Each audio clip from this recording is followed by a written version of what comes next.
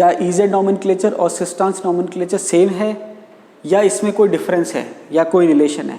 इसका आंसर मिलेगा आपको वीडियो के एंड में, इसलिए आप वीडियो को अंत तक जरूर देखिए। मैं राहुल मुनीम आप सबका स्वागत करता हूं आपके अपने YouTube channel R K. Munim chemistry classes पर। आज का हमारा टॉपिक है E Z nomenclature and cis trans nomenclature. एक एक करके हम देखते हैं। देखिए, हमने ज्योमेट्रिकल आइसोमर पढ़े थे। क्या पढ़े थे? Geometrical isomer. ज्योमेट्रिकल आइसोमर की अगर हम बात करें तो वहाँ हमने जो सबसे कॉमन पैटर्न पढ़ा था वो ये था कि ज्योमेट्रिकल आइसोमर में रेस्ट्रिक्टेड रोटेशन होता है, और रेस्ट्रिक्टेड रोटेशन की जो कंडीशन है वो या तो साइक्लिक सिस्टम होना चाहिए या डबल बॉन्ड या ट्रिपल बॉन्ड होना चाहिए। ट्रिपल बॉन्ड नॉर्मली नहीं था, डबल बॉन्ड की हम बात कर रहे हैं। अब देखिए, डबल बॉन्ड जो है जब इसका नॉमेनक्लेचर करेंगे तो ज्योमेट्रिकल आइसोमर को हम कैसे नॉमेनक्लेचर करें या हम कैसे आइडेंटिफाई करें कि ये वाला ज्योमेट्रिकल आइसोमर ये है और ये वाला ज्योमेट्रिकल आइसोमर ये। तो वहाँ पर दो पैटर्न होते हैं, एक होता है सिस ट्रांस नॉमेनक्लेचर और एक होता है इजेड नॉमेनक्लेचर। सबसे पहले हम सिस ट्रांस नॉमेनक्लेचर की बात करते हैं, जिसका हमने थोड़ा बहुत हिंट जो है पहले भी देखा था। देखिए, सिस ट्रांस नॉमेनक्लेचर बहुत ही सिंपल नॉमेनक्लेचर है। यहाँ पर हमने क्या देखा था कि सिस ट्रांस नॉमेनक्लेचर एक लिमिटेड नॉमेनक्लेचर है, IUPAC द्वारा रिकमेंडेड नहीं है। लिमिटेड का मतलब ये है कि ये तभी काम करेगा जब आपके दोनों कार्बन पर कम से कम एक ग्रुप सेम हो। इसका क्या मतलब है? जैसे फॉर एग्जाम्पल मैंने कहा CH3H CH3H, तो जब आप इसको कंपेयर करेंगे, कंपेयर का मतलब इस कार्बन पे भी CH3 है और इस कार्बन पे भी CH3 है, इस कार्बन पे भी H है और इस कार्बन पे भी H है, मतलब यहाँ पर दोनों ग्रुप दोनों में प्रेजेंट है। तो यहाँ पर आप सिस ट्रांस आसानी से कर सकते हैं। अगर same group same side present है तो इसको हम क्या कहते हैं? सिस। इसको हम क्या कहते हैं? सिस। अब अगर same group opposite side present होते, जैसे फॉर एग्जांपल ये H, ये CH3 और ये CH3। अब यहाँ पर आप चाहो जो CH3 के बेस पे कह सकते हो, चाहो तो H के बेस पे कह सकते हो। सेम साइड जो होते हैं उसको हम कहते हैं सिस, ठीक है। अब यहाँ पर आप देखेंगे कि जो CH3 है दोनों में क्या है? अपोजिट साइड है। H क्या है? अपोजिट साइड है, तो इसको हम क्या कहते हैं? ट्रांस। तो देखिए, आपने देखा सिस ट्रांस नॉमेनक्लेचर जो है बहुत ही सिंपल है। इसमें आपको कुछ नहीं करना, आपको ये देखना है कि जो डबल बॉन्ड के कार्बन है दो, उन दोनों कार्बन पे कम से कम एक एक ग्रुप क्या होना चाहिए? सेम होना चाहिए। तो अगर सेम ग्रुप सेम साइड है तो उसको हम सिस कहेंगे, और सेम ग्रुप अगर अपोजिट साइड है तो उसको हम क्या कहेंगे? ट्रांस। ये मैंने कोई भी एग्जाम्पल ले लिया मन से, ठीक है। अब यहाँ पर आप देखेंगे तो इस कार्बन पे एक हाइड्रोजन ग्रुप है और एक Cl ग्रुप है, इस कार्बन पे एक Cl ग्रुप है और एक CH3 ग्रुप है। तो इसका मतलब ये हुआ कि ये ग्रुप तो अलग अलग हो गए, लेकिन एक ग्रुप कम से कम क्या है? सेम है। क्या है? Cl। तो देखिए, एक ग्रुप जो है सेम है और सेम साइड है, तो इसको हम क्या कह सकते हैं? सिस। इसको हम क्या कह सकते हैं? सिस। और अगर इसी को मैं इसका ट्रांसफॉर्म बनाऊं तो कैसे बनेगा? ये Cl और ये Cl, ये H और ये CH3। तो देखिए, आपने क्या देखा? जो सेम ग्रुप थे वो क्या हो गए? अपोजिट साइड हो गए। क्या हो जाएगा? ट्रांस। तो देखिए, आपने क्या देखा? सिस ट्रांस नॉमेनक्लेचर के लिए कम से कम एक ग्रुप सेम होना चाहिए दोनों कार्बन पे, ठीक है। तो अभी हमने देखा था पिछले वाले एग्जाम्पल में दोनों ग्रुप सेम थे, इस वाले एग्जाम्पल में एक ग्रुप सेम है। अब देखिए, अगर मैं कोई ऐसा एग्जाम्पल लूं जिसमें कोई ग्रुप सेम ही ना हो,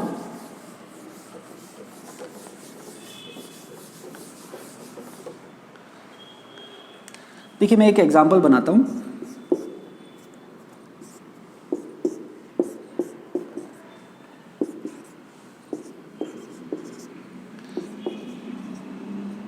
अगर मैं आपसे पूछूं कि ये सिस है या ट्रांस है तो आपका जवाब क्या होगा? आप सोचेंगे कि सेम ग्रुप सेम साइड है, सेम ग्रुप सेम साइड है, तो ये क्या हो जाएगा? सिस। ये आंसर सही नहीं है। इसका कारण क्या है कि यहाँ पर एक ही कार्बन पर दो ग्रुप सेम है। देखिए, दोनों में फर्क है। दोनों कार्बन पर एक एक ग्रुप सेम हो और एक ही कार्बन पर दो ग्रुप सेम हो, दोनों में फर्क है। अगर एक ही कार्बन पर दोनों ग्रुप सेम हो गए तो वो ज्योमेट्रिकल आइसोमर नहीं देगा या ज्योमेट्रिकल आइसोमर शो नहीं करेगा। तो आपके जो ग्रुप सेम होने चाहिए वो दोनों कार्बन पे एक एक ग्रुप सेम कम से कम होने चाहिए। एक ही कार्बन पे अगर दो ग्रुप सेम होगा तो वो ज्योमेट्रिकल आइसोमर शो नहीं करेगा। अब देखिए, दूसरा मैं एक एग्जांपल ले लेता हूँ, थोड़ा डिफरेंट ही लेता हूँ।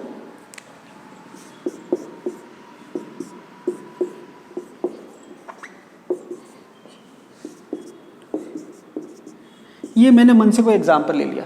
अब यहाँ पर आप देखेंगे कि ये जो चारों ग्रुप हैं, ये चारों ग्रुप जो है वो डिफरेंट है। क्या है? चारों ग्रुप जो है वो डिफरेंट है।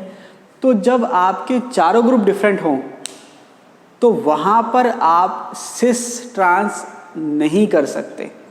मतलब क्या है कि सिस ट्रांस नोमेनक्लेचर को करने के लिए या सिस ट्रांस उसको असाइन करने के लिए ज्योमेट्रिकल आइसोमर को कम से कम एक एक ग्रुप दोनों कार्बन पे सेम होने चाहिए, जो कि यहाँ पर आपको दिखाई नहीं दे रहा है।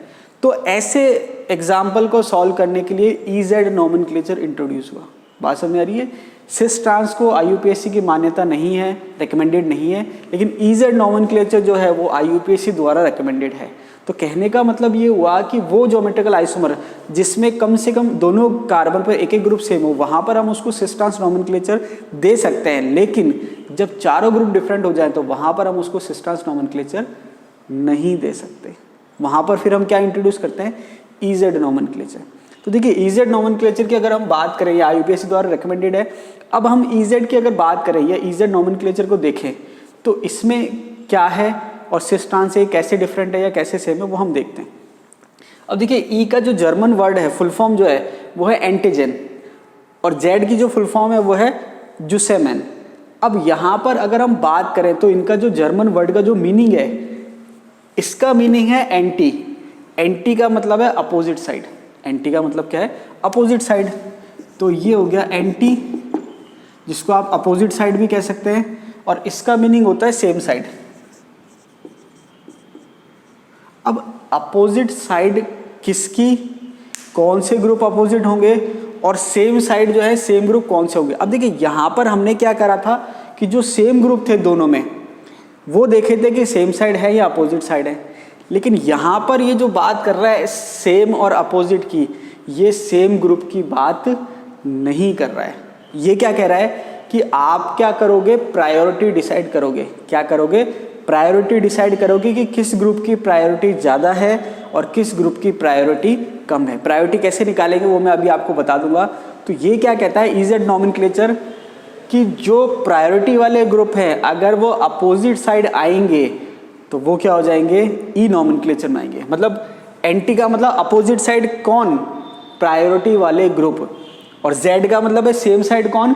प्रायोरिटी वाले ग्रुप। इसका मतलब क्या हुआ कि इस कार्बन पे ये दो ग्रुप हैं, तो आप इन दोनों की प्रायोरिटी निकालोगे कि पहली प्रायोरिटी किसकी है और दूसरी प्रायोरिटी किसकी है। वैसे ही इस कार्बन पे दो ग्रुप हैं तो आप ये निकालोगे कि पहली प्रायोरिटी किसकी है और दूसरी प्रायोरिटी किसकी है।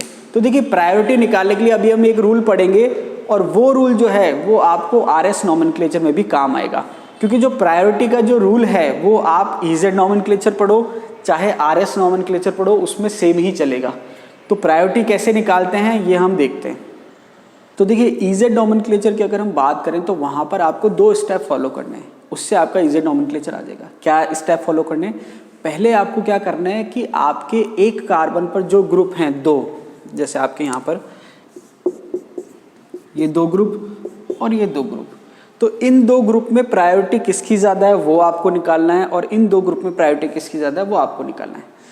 फिर दूसरा पॉइंट हमने जो देखा था वो ये देखा था कि अगर हायर प्रायोरिटी वाले ग्रुप जो हैं सेम साइड आएंगे तो वो Z हो जाएगा, और अगर वो अपोजिट साइड आएंगे तो वो E हो जाएगा। तो देखिए बहुत ही सिंपल है, आपको केवल प्रायोरिटी निकालनी है, फिर चेक करना है कि प्रायोरिटी वाले ग्रुप सेम साइड है या अपोजिट साइड है। जबकि सिस ट्रांस में हमने प्रायोरिटी जैसा कुछ नहीं देखा था। सिस ट्रांस में हमने केवल ये देखा था कि सेम ग्रुप सेम साइड आ रहे हैं या नहीं आ रहे हैं। सेम साइड आ रहे हैं तो सिस, नहीं आ रहे हैं तो ट्रांस। लेकिन जब चारों ग्रुप अलग थे वहाँ पर आप सिस ट्रांस को फॉलो नहीं कर सकते। सिस ट्रांस जो है IUPAC द्वारा रिकमेंडेड नहीं है, लेकिन EZ नोमेनक्लेचर जो है वो IUPAC द्वारा रिकमेंडेड है। तो देखिए यहाँ पर प्रायोरिटी की अगर हम बात करें तो प्रायोरिटी के जो रूल है उसको हमने अलग अलग नाम से यहाँ लिख रखा है, CIP रूल, सीक्वेंस रूल और प्रायोरिटी रूल। तो देखिए ये इसके नाम हैं।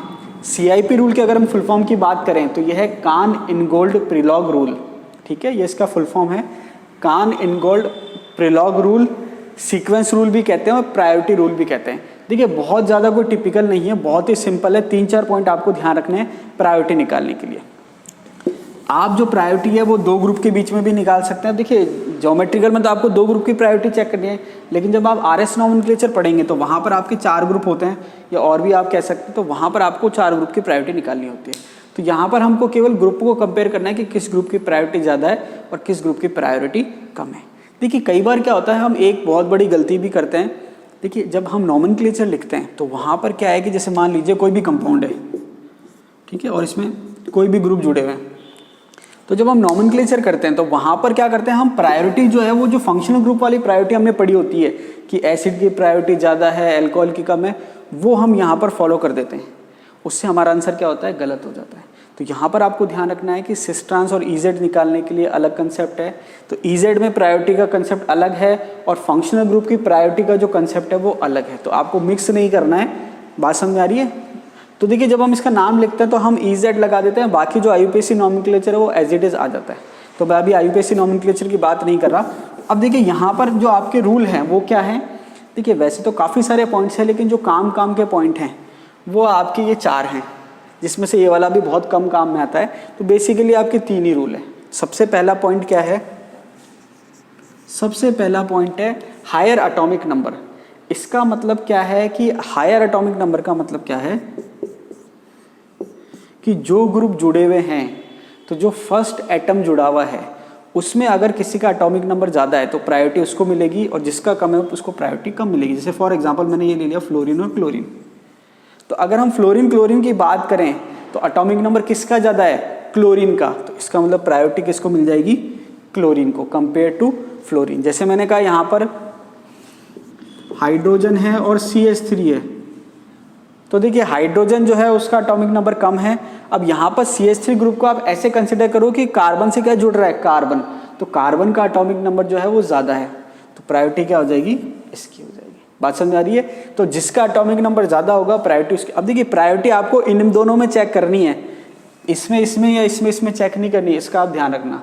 एक कार्बन से जो 2 ग्रुप जुड़े हुए हैं उसी की प्रायोरिटी आपको चेक करनी है। तो इसमें प्रायोरिटी किसकी ज़्यादा आ गई, इसकी, और इसमें प्रायोरिटी किसकी ज़्यादा आ गई, इसकी। तो अगर आपको नॉमेनक्लेचर करना हो तो आप क्या कहोगे, हायर प्रायोरिटी वाले ग्रुप क्या है, सेम साइड है, तो सेम साइड का मतलब ये क्या हो जाता है, Z। ये क्या हो जाएगा, Z। बात समझ आ रही है? तो देखिए ये तो पहला पॉइंट था कि अगर आपके एटॉमिक नंबर ज़्यादा है तो उसकी प्रायोरिटी क्या हो जाएगी, ज़्यादा हो जाएगी। दूसरा पॉइंट क्या है, हैवियर आइसोटोप। अब देखिए अगर आपके किसी कंडीशन में आइसोटोप दे रखे हैं, जैसे फॉर एग्जांपल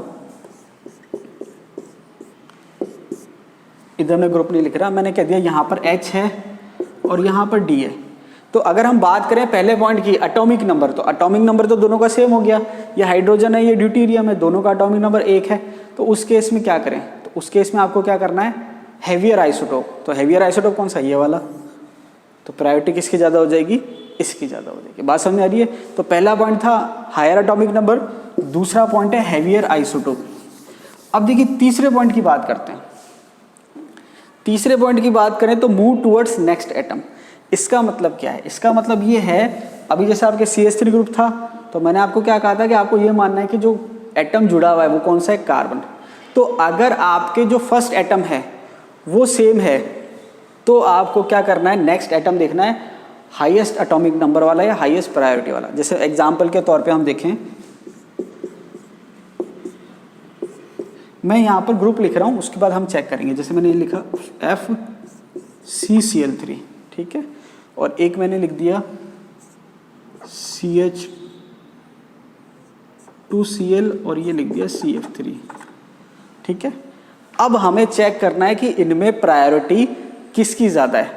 तो देखिए अब जब आप इन दोनों की प्रायोरिटी चेक करोगे तो इसका मतलब क्या है कि इसका जो फर्स्ट एटम है वो तो फ्लोरीन है, इसका जो फर्स्ट एटम है वो क्या है, फ्लोरीन है, और इस ग्रुप का जो फर्स्ट एटम है वो क्या है, कार्बन। क्या है, कार्बन। तो जो आपने फर्स्ट रूल पढ़ा था या फर्स्ट पॉइंट देखा था, हायर एटॉमिक नंबर, तो यहाँ पर आप देखोगे कि फर्स्ट एटम की अगर मैं बात करूँ तो ये CCl3 को मैं इसको और ऐसे लिख देता हूँ ताकि और समझ में आ जाएगा, Cl3C। तो यहाँ पर कार्बन डायरेक्टली फ्लोरीन से जुड़ा हुआ है और यहाँ कार्बन डायरेक्टली कार्बन से जुड़ा हुआ है। तो फर्स्ट एटम जो है वो डिफरेंट आ गया। तो उस केस में फिर आपको नेक्स्ट एटम देखने की जरूरत नहीं है, फर्स्ट एटम में आपका आंसर आ गया। फर्स्ट एटम में क्या आंसर आ गया, कार्बन और फ्लोरीन में किसका एटॉमिक नंबर ज़्यादा है, नो डाउट फ्लोरीन का ज़्यादा है। तो ये फ्लोरीन की प्रायोरिटी ज़्यादा हो जाएगी और कार्बन की प्रायोरिटी क्या हो जाएगी, कम हो जाएगी, तो इसकी प्रायोरिटी आ गई। अब यहाँ पर बात करें तो कार्बन के बाद फर्स्ट एटम दोनों में क्या है, कार्बन है, दोनों ही केस में फर्स्ट एटम क्या है, कार्बन। अब ऊपर वाले में 2 हाइड्रोजन है और एक Cl है, इसको मैं ऐसे लिख देता हूँ,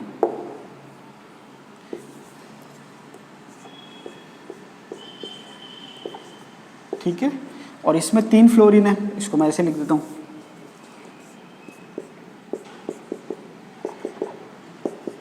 ठीक है, समझने के लिए ये मैंने ऐसे लिख दिया। अब आपको क्या करना था, फर्स्ट एटम था तो फर्स्ट एटम इसमें भी कार्बन है, इसमें भी कार्बन है, तो जब फर्स्ट एटम सेम हो तब आपको नेक्स्ट एटम पे जाना है।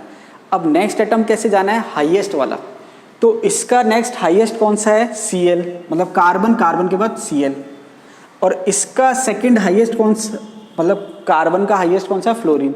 तो अब आप देखोगे कि फ्लोरीन का एटॉमिक नंबर ज़्यादा है कि क्लोरीन का ज़्यादा है, किसका ज़्यादा है, क्लोरीन का, तो यहाँ पर प्रायोरिटी किसकी हो जाएगी, इसकी। अब आप सोचोगे यहाँ तो 3 फ्लोरीन है, फर्स्ट हाईएस्ट में अगर आपके सेम आ रहा है तो फिर आप सेकंड हाईएस्ट देखोगे, फिर आप थर्ड हाईएस्ट देखोगे, लेकिन फर्स्ट हाईएस्ट में अगर डिफरेंस आ गया तो जिसका एटॉमिक नंबर ज़्यादा है प्रायोरिटी उसको मिल जाएगी। तो यहाँ पर प्रायोरिटी किसको मिल गई, इसको और इसको, तो दोनों प्रायोरिटी वाले ग्रुप क्या आ गए, सेम साइड आ गया, मतलब ये क्या हो जाएगा, Z। बात समझ में आ रही है। तो ये आपको थोड़ा जो इसमें आपको क्या गलती हो सकती है आपसे, क्योंकि आप सोचोगे 3 Cl है तो इसकी प्रायोरिटी कर दोगे, जबकि फर्स्ट एटम इसमें कार्बन है और इसमें फ्लोरीन है, तो प्रायोरिटी किसकी होगी, फ्लोरीन की। और इसमें आपको क्या लगेगा, 3 फ्लोरीन है और 1 क्लोरीन है, लेकिन वो 1 क्लोरीन की वजह से ही वो क्या हो जाएगा, हाईएस्ट हो जाएगा। तो ये आपको ध्यान रखना है, ठीक है। इसके बाद नेक्स्ट जो है वो है मल्टीपल बॉन्ड, ये भी काफ़ी इंपॉर्टेंट है, हालांकि ये RS नोमेनक्लेचर में ज़्यादा आता है, यहाँ पर नहीं आता।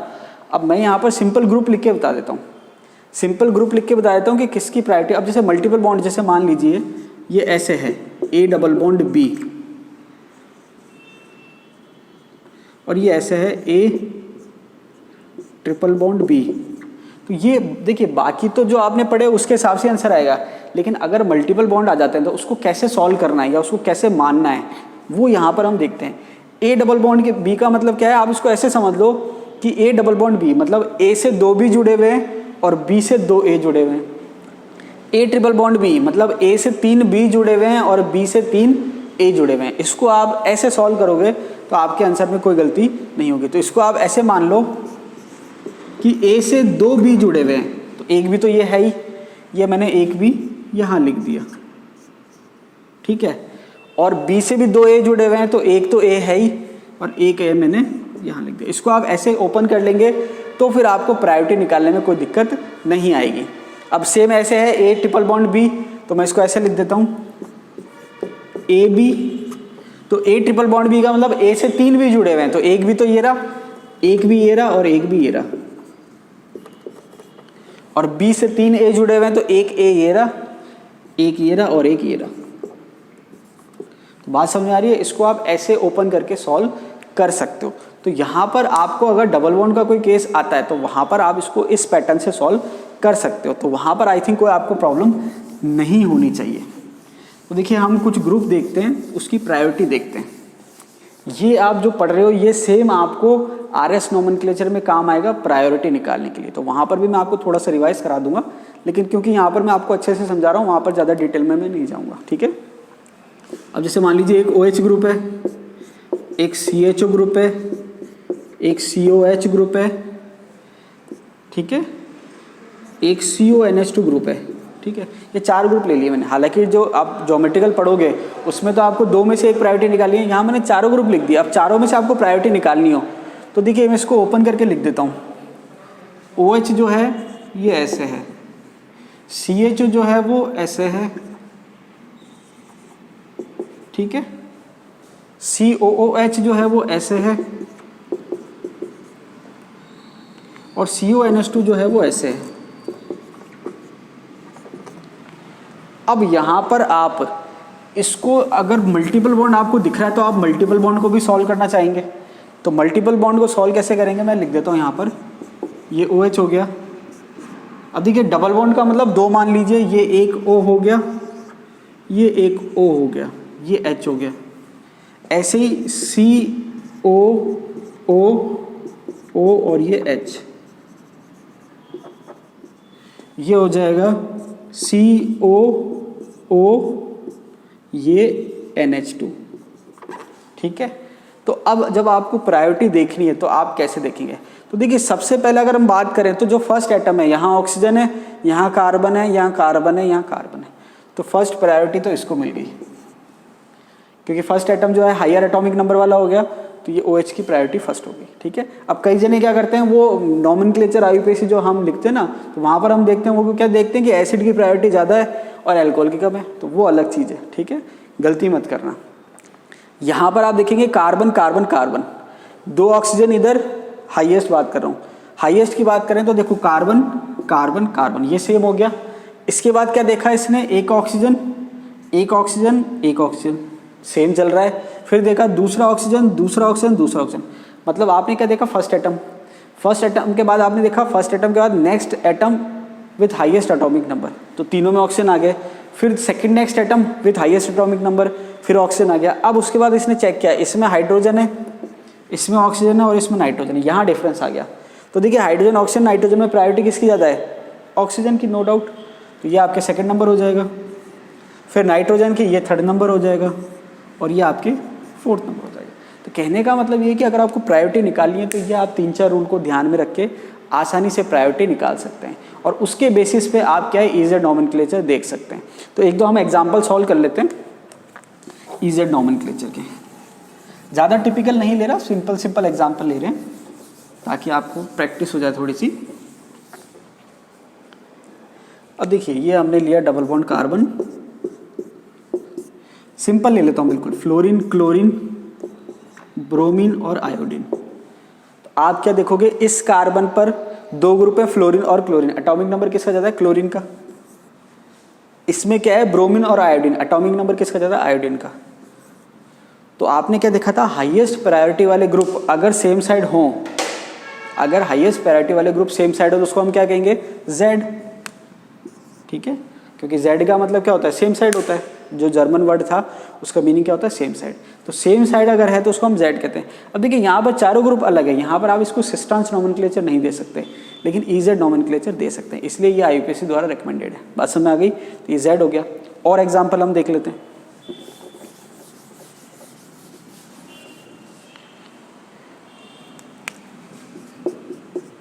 सिंपल सिंपल से देख लेते हैं, ज़्यादा टिपिकल नहीं।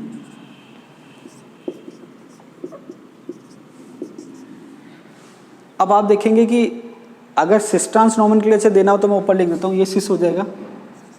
क्यों, क्योंकि जो सेम ग्रुप है वो सेम साइड है। लेकिन EZ नॉमेनक्लेचर की अगर हम बात करें तो यहाँ पर पहला आइटम हाइड्रोजन है और यहाँ पहला आइटम कार्बन है, तो प्रायोरिटी इसकी ज़्यादा हो गई। यहाँ पर पहला आइटम हाइड्रोजन है और पहला आइटम कार्बन है, प्रायोरिटी इसकी ज़्यादा हो गई। तो ये क्या हो गया, Z, ये क्या हो गया, Z। ठीक है, अब हम दूसरा एग्जाम्पल लेते हैं।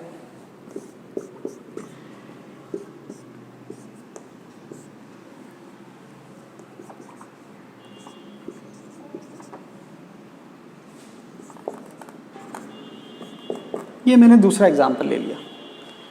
अब आप अगर इसको सिस ट्रांस के सेंस में देखेंगे तो CH3 same group same side आ गए, तो ये क्या हो जाएगा, सिस।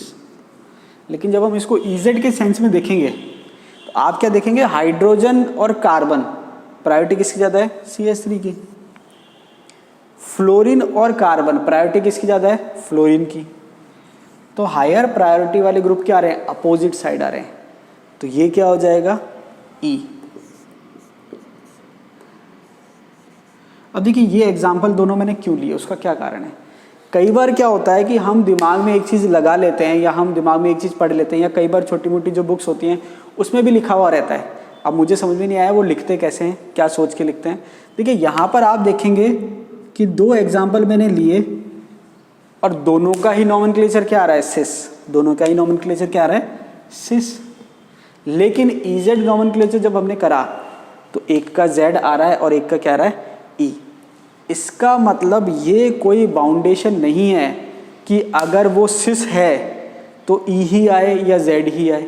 नॉर्मली क्या होता है, क्योंकि Z का मतलब हम पढ़ते हैं सेम साइड, Z का मतलब हम क्या पढ़ते हैं, सेम साइड। लेकिन सेम साइड किसके, या कौन, हायर प्रायोरिटी वाले। जबकि सिस ट्रांस में कोई प्रायोरिटी वाला कंसेप्ट नहीं है। उसमें केवल ये है कि सेम ग्रुप सेम साइड है तो सिस और सेम ग्रुप अपोजिट साइड है तो ट्रांस। तो हम क्या पढ़ते हैं बुक्स में कई बार, या फिर हम खुद ही अज्यूम कर लेते हैं कि अगर कोई सिस है तो वो जेड होगा या जेड है तो वो सिस होगा। ऐसा ज़रूरी नहीं है। इसका मतलब क्या है कि अगर ई है तो वो सिस भी हो सकता है और वो ट्रांस भी हो सकता है, या फिर हम ऐसे कह सकते हैं कि अगर वो सिस है तो वो ई भी हो सकता है और वो जेड भी हो सकता है। इसका मतलब सिस ट्रांस नॉमेनक्लेचर का ई जेड नॉमेनक्लेचर से कोई लेना देना नहीं है, या कोई कनेक्शन नहीं है, या कोई रिलेटिविटी नहीं है। मतलब आप ऐसे नहीं कह सकते कि सिस है तो ई होगा या जेड होगा, या आप ऐसे नहीं कह सकते कि ई है तो सिस होगा या ट्रांस होगा। तो ये आपके फाइनल कंक्लूजन है। तो आई थिंक आपको क्लियर हो गया होगा कि ई जेड नॉमेनक्लेचर क्या होता है और सिस ट्रांस नॉमेनक्लेचर क्या होता है। सिस ट्रांस नॉमेनक्लेचर जो है एक कॉमन फॉर्म है, ईजी फॉर्म है, लेकिन लिमिटेड है। लिमिटेड किसके लिए है? जब आपके सेम ग्रुप प्रेजेंट हो।